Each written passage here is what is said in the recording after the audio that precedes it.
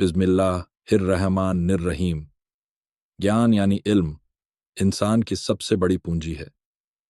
यह एक ऐसा खजाना है जो चुराया नहीं जा सकता, खर्च करने से कम नहीं होता, बल्कि बढ़ता ही जाता है। यह वह रोशनी है जो दिल, दिमाग और आत्मा तीनों को जगमग कर देती है। अगर कोई पूछे कि इंसान और जानवर में सबसे बड़ा फर्क क्या है, तो जवाब सिर्फ एक होगा, ज्ञान। जानवर भी खाते हैं, पीते हैं, आराम करते हैं और खतरे से भागते हैं, लेकिन सोचने, समझने, सीखने और अपने अंदर बदलाव लाने की ताकत सिर्फ इंसान को दी गई है। यही ताकत उसे अशरफुल मखलूकात यानी सारी मखलूक का सबसे आला बना देती है। अल्लाह ताला ने फरमाया कि उसने तुम्हें वह सिखाया जो तुम नहीं जानते थे, और उसका फजल तुम पर बहुत बड़ा है। इससे यह साफ होता है कि ज्ञान किसी इंसान की अपनी ताकत से नहीं आता, यह खुद अल्लाह का दिया हुआ तोहफा है। यह उसकी रहमत है, उसका इनाम है। अब सोचिए, जिसे खुद अल्लाह ने इनाम बताया हो, उसकी कद्र इंसान को कितनी करनी चाहिए। ज्ञान केवल पढ़ाई करने, डिग्री पाने या नौकरी करने का जरिया नहीं है। असल इल्म वो होता है जो इंसान की सोच को ऊंचा करे, उसके किरदार को संवार दे और उसके दिल को पाक बना दे।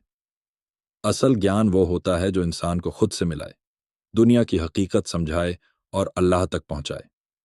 अल्लाह फरमाता है, क्या वो शख्स जो मरा हुआ था अज्ञानता और कुफ्र में, फिर हमने उसे जिंदगी दी और एक नूर दिया जिससे वो लोगों में चला फिरता है, उस शख्स की तरह हो सकता है जो अंधकार में है और उससे बाहर नहीं आ सकता। ये बात इंसान की उस हालत को बयान करती है जब वह अज्ञानता में होता है। उस समय वो जिंदा होकर भी मरा हुआ होता है। उसके फैसले गलत, उसकी सोच संकीर्ण और उसका रास्ता भटका हुआ होता है। लेकिन जैसे ही वह ज्ञान की रोशनी पाता है, वो एक नई जिंदगी में दाखिल हो जाता है। ज्ञान अकेले दिल को ही नहीं, दिमाग को भी रोशन करता है। इससे इंसान को अपने आप से सवाल करना आता है, उसे दूसरों की भावनाओं की कद्र होती है, और सबसे अहम बात, उसे अल्लाह की पहचान होती है। नबी करीम सल्लल्लाहु अलैहि वसल्लम ने फरमाया, अगर अल्लाह किसी के साथ भलाई चाहता है तो उसे दीन की समझ देता है। सोचिए, अल्लाह की सबसे बड़ी भलाई क्या हो सकती है? दौलत, शोहरत, ताकत? नहीं, भलाई है ज्ञान। वो भी ऐसा ज्ञान जो दीन और दुनिया दोनों की समझ दे।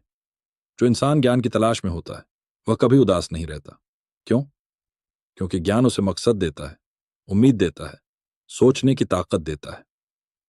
जब कोई शख्स किसी बात को समझता है, चाहे वो मुश्किल इल्म हो या जिंदगी का सबक, तो उसके चेहरे पर एक अजीब सी रोशनी आ जाती है। उसका दिल हल्का हो जाता है। मशहूर तफसीरकार जमखशरी कहते हैं, वो रातें जो मैं ज्ञान हासिल करने में जाग कर बिताता हूं, वो मुझे दुनिया की हर खुशी से प्यारी लगती है। जब मैं कोई मुश्किल बात समझ लेता हूं तो वो लज्जत मुझे किसी मीठे शरबत से ज्यादा दिलकश लगती है। यानी इल्म वो इश्क है जिसमें नींद कुर्बान होती है, मगर दिल को सुकून मिलता है। ज्ञान वो जुनून है जो इंसान को एक अलग ही दुनिया में ले जाता है। दूसरी तरफ जो इंसान अज्ञानी होता है, वह चाहे कितना भी अमीर हो या समाज में ऊंचे ओहदे पर क्यों ना हो, फिर भी उसका दिल अधूरा होता है। उसकी सोच सीमित होती है, उसके फैसले अक्सर गलत होते हैं, और वो बार बार अपनी जिंदगी से परेशान नजर आता है। कुरान में अल्लाह पूछता है, क्या वो शख्स जो जानता है कि जो कुछ तुम्हारे रब की तरफ से भेजा गया है वह हक़ है, उस शख्स की तरह हो सकता है जो अंधा है?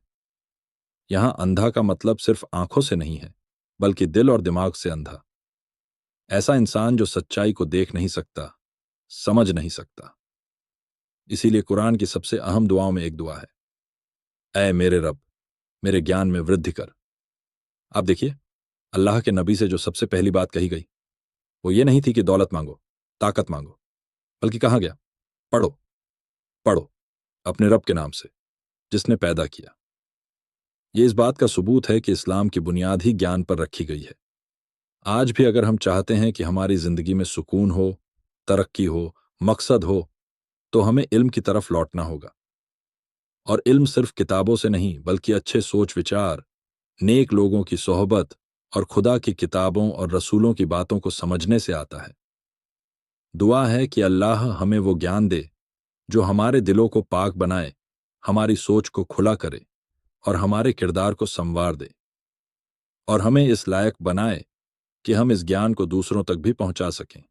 आमीन।